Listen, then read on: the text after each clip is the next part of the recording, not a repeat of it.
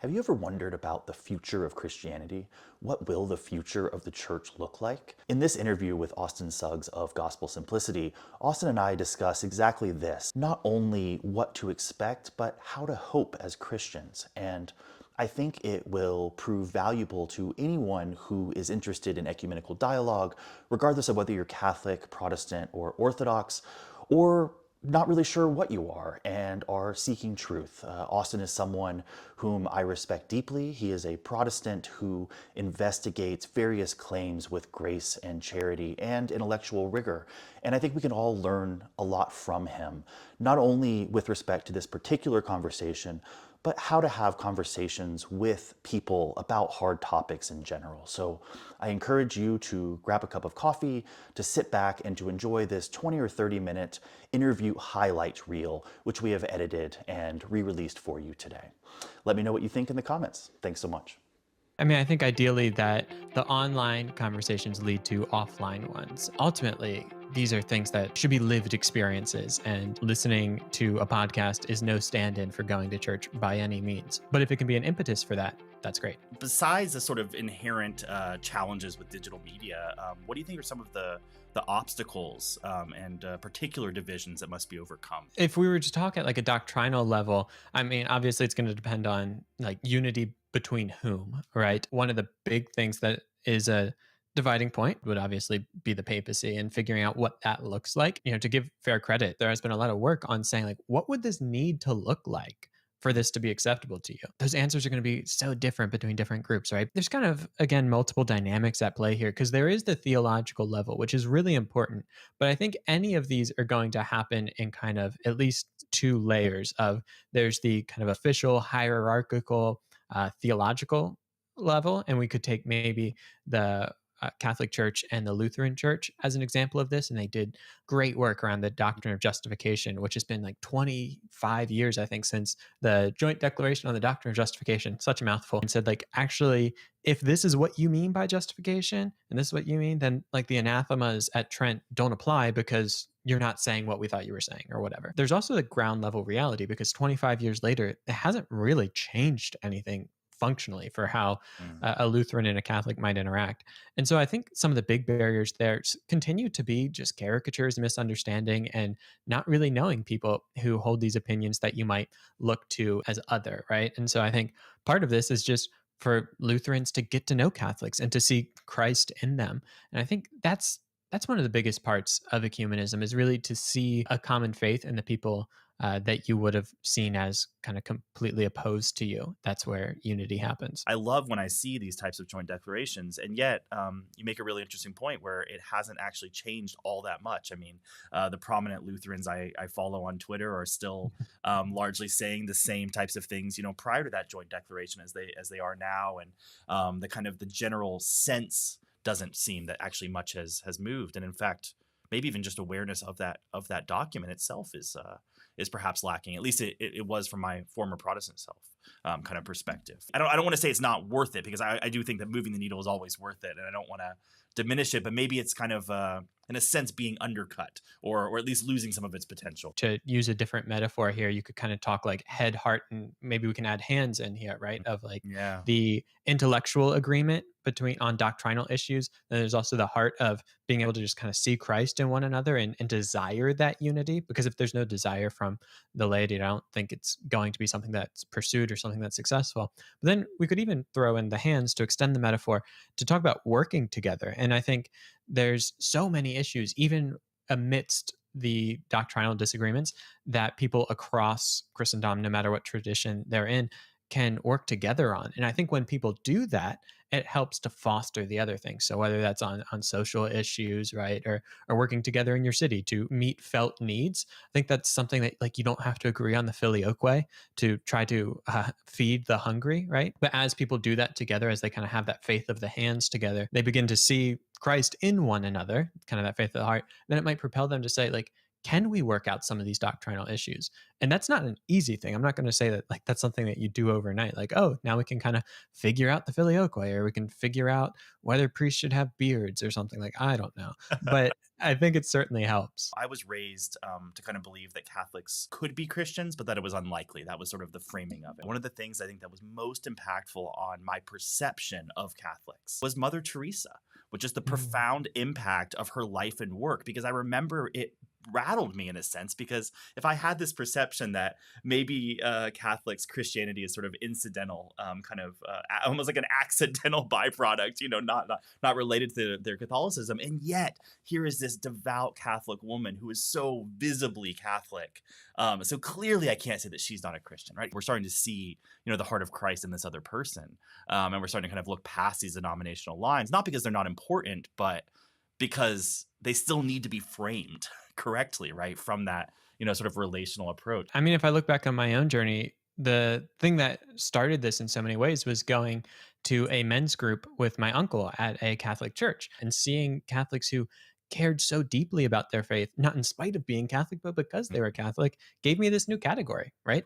Because I grew up in a very similar situation where it's like people could be Christian in spite of being Catholic, but their Catholicism was probably getting in the way of it. And I think the reason that some people get suspicious of it, and perhaps rightly so, is that they do see it go awry where people kind of chop off the head entirely. Like if our tendency is to only live in our heads, I think they worry that for some, you see people and you kind of get these maybe a couple misunderstandings corrected, and all of a sudden you say, well, either like everyone's right or the theology doesn't really matter, and then they get really worried because they care about theology. But what I think we need is more people modeling what it looks like to really love across the lines, is like one of the mottos of my channel, right?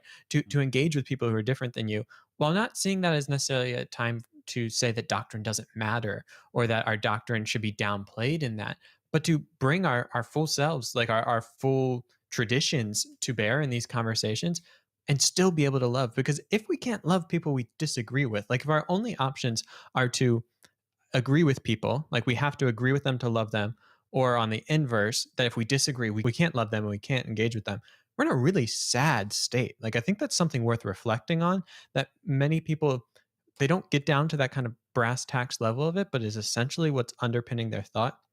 So what we really need to get to a place of saying, like, we can love in the midst of disagreements. We can work together. We can learn to get to know one another. It doesn't have to make theology not matter, but you do have to kind of be secure in your own beliefs. You have to be able to think outside of just the relational component. And so I just want to throw that out there for the people who might listen to this and say, like, oh, like this sounds like everyone's going to just stop caring about theology. Absolutely not. It should sharpen our theology, like iron on iron, right? Done well, ecumenism doesn't make us forget theology, but it does make us see theology within a bigger picture of human relationship as well. Maybe just taking a step back then, I know we talked about this a little bit, but can you kind of, what is your vision for an ideal unified church? Like, what would that look like, right? Because I feel like even within the branches of Christendom, the articulations of that idea can vary quite a bit. A lot of people assume that the only model that people have in their head for a unified church is one that is hierarchically and externally, like in a visible way,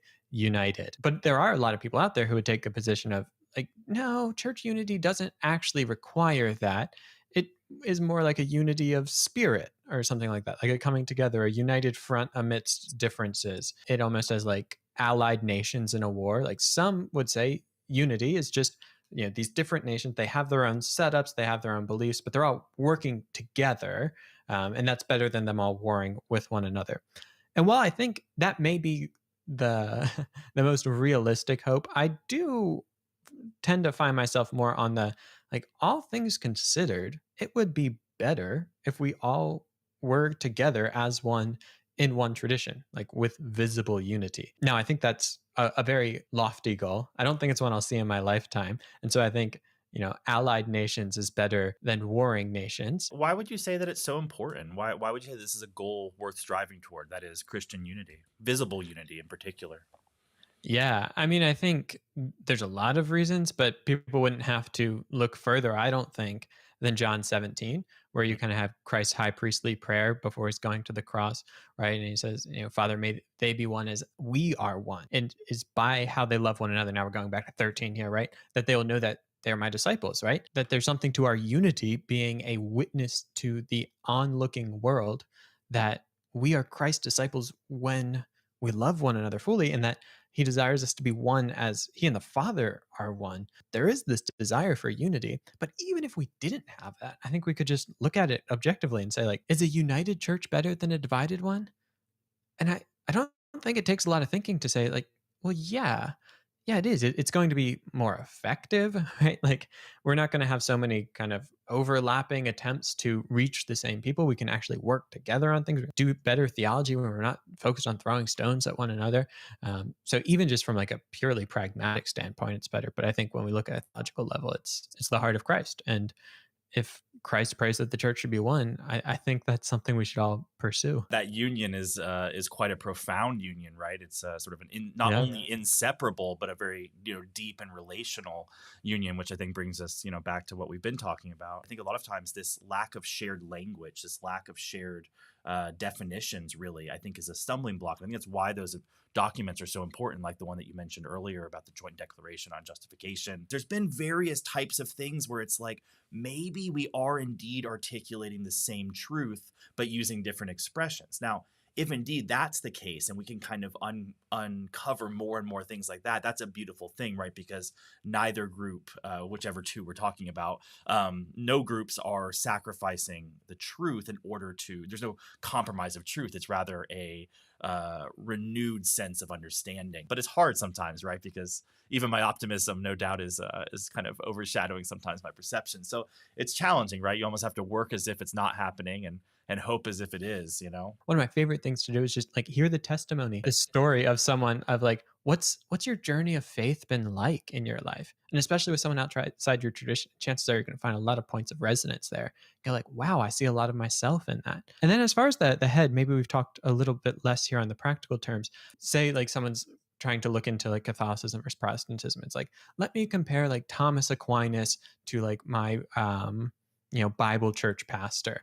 And like that's just not a fair fight. Like if we were to talk like boxing, like that is just not a fair weight class distribution there. We're talking about like Thomas Aquinas, one of the greatest minds of all time. And no offense to your local church pastor, but he's probably not Thomas Aquinas. And vice versa. Like I think sometimes we compare like the best of Protestant Bible commentators to the one Catholic we met on the street one time who's read their Bible like twice because they're just a nominal Catholic, like, and just say like this represents all of Catholicism, but look at this like Protestant Bible commentary. Like that's not fair either. And so I think what we want to do is try to learn from the best of these traditions.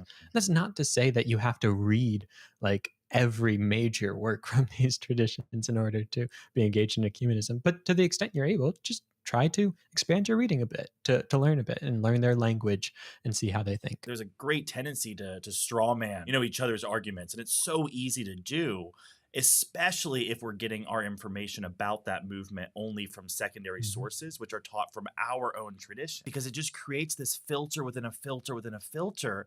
And if we can kind of continue to frame this this whole conversation in terms of kind of going back to the relationships at the heart of Christianity, it's kind of another barrier between you and that relationship, right? I understand perhaps why people are reticent to do what we're recommending, right? I think there's an understandable fear, perhaps having your mind change, right? I think this is like a deep subconscious fear that a lot of us have, maybe all of us. Engaging with people who are different than me could change my mind. If that's not something you're open to at all, then exposing yourself to different viewpoints is, maybe not the thing for you to do right now.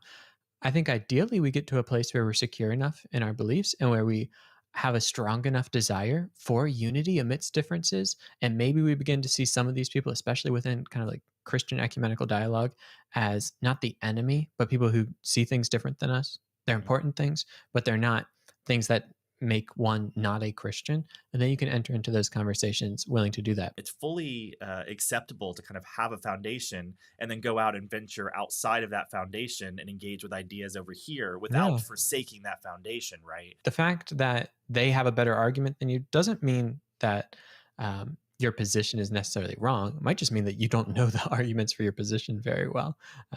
Because if you were swayed by every person who is smarter than you, again, like there's adherents to every viewpoint in the world that I'm sure are smarter than me.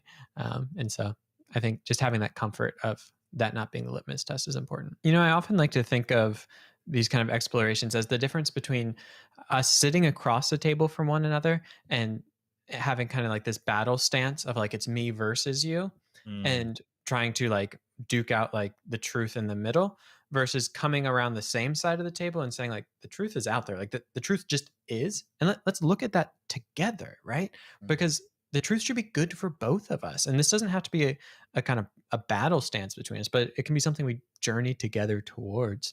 And sometimes that will come to claims where we disagree, but the goal should never be to like defeat the other person, but to really help restore everyone towards truth. Doctrine does matter, not because it matters to have like to check all the boxes and to be the one that wins the argument and to be the one that's the most right, even though those are, I guess, bad things in isolation.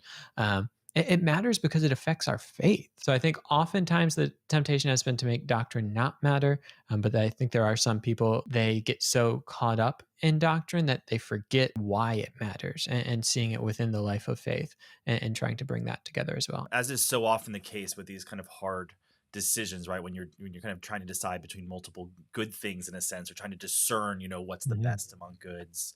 There's often this tension between 2 points, and the only way forward really is to kind of keep both points kind of in hand simultaneously. It's so easy, I think, to lean into either of those extremes, right? Avoidance, for sake of unity, kind of, which is almost Mhm.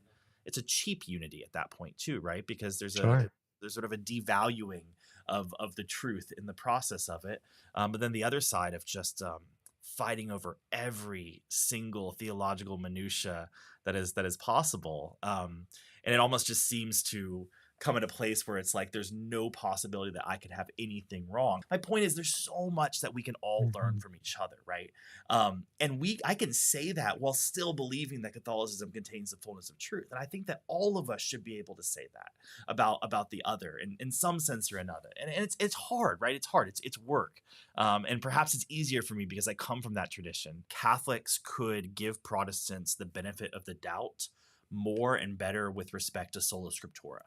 Mm. Um, so I think that this can come into play in a couple different ways. I think there can be an emphasis on the shared understanding of solo Dei verbum, only the word of God. That is something that is actually commonly shared in belief. Now it's defined differently, to be sure, but it's sort of a shared belief. And I think that not only that, but we Catholics and Orthodox, we do, I think I can speak for Orthodox, I know that I can speak for Catholics, do elevate Scripture and do acknowledge it to be an ontologically unique thing that does, as the inspired written word of God, does bear a unique quality and has a unique place in the church and the history. So I think that in some sense, Catholics, in pushing back against sola scriptura, go way too far, and they've almost pushed too far against sola scriptura, denying even the very foundational elements that we actually agree to. So I think that and I think it's sort of dual. So I think there's the pushing too far backwards, and then also just not giving the benefit of the doubt that there are good reasons that led to that belief, and it's not just as silly as like the specific example that I would just tell all Catholics to stop saying is like sola scriptura is not in the Bible. Like, see, like you lose. Like, it's like, come on, we can go so much deeper and go so much farther than that, and recognize that there are some real reasons to believe that in opposition to apostolic authority. I think anytime that we feel that we can knock down a central argument of another tradition in one sentence, it probably tells us that we don't understand the argument, because these things have been around for a while. And so if you think you can do it that quickly, you probably need to go back to the books and see that maybe we're missing some nuance here. But as far as things that Protestants could be more open to, it's tricky because it depends on the type of Protestant. Recognize that so much of what they might perceive as odd in the Catholic tradition is actually like embedded into the Protestant tradition. So if we want to think about things like the real presence of Christ in the Eucharist, that's not foreign to Protestantism. And I always kind of cringe a little bit when Protestants like go into these things and just try to ridicule it as something silly. It's like the the great voices of Protestantism, at the very beginning, the kind of fathers of the Reformation in that way, like most of them did see this at least in some type of real way. They might have expressed that in different ways. I think another thing I would add, though, that has been big for me, again, coming from kind of like a megachurch-ish setting, Oh, okay. um, was the idea of going through the motions, and often kind of ridiculing that, and that any type of worship that it involved a lot of repetition or things like that must be somehow lacking in real fervor or must be somehow dead. And just think that's so far from the truth. And I think even if we just look at it from like a psychological level about how we're formed as people, that ritual is actually something that's really important and repetition is really important. And I think beginning to appreciate liturgy as something that, maybe it's not your preferred cup of tea. Like maybe you still prefer the big bands and the big production. And I don't think that's necessarily a bad thing, but learning to see that, oh, this doesn't mean it's dead just because it's different, I think would be a big thing for people to see. I hope that we continue to find ways to work together. I hope that we continue to see Christ in one another, and that even amidst our disagreements, um, even while separated, that we continually call one another brethren, if we to kind of steal that language. Um, and I think when we do that, really powerful things can happen because again, when we see people not just as human, but as our brothers and sisters in Christ, we can begin to work together. And so the more that we can see that happen, the better. Well, Austin, thank you so much again. And if you enjoyed this episode, please subscribe and stay tuned for more in-depth interviews. Thanks again for tuning in. God bless.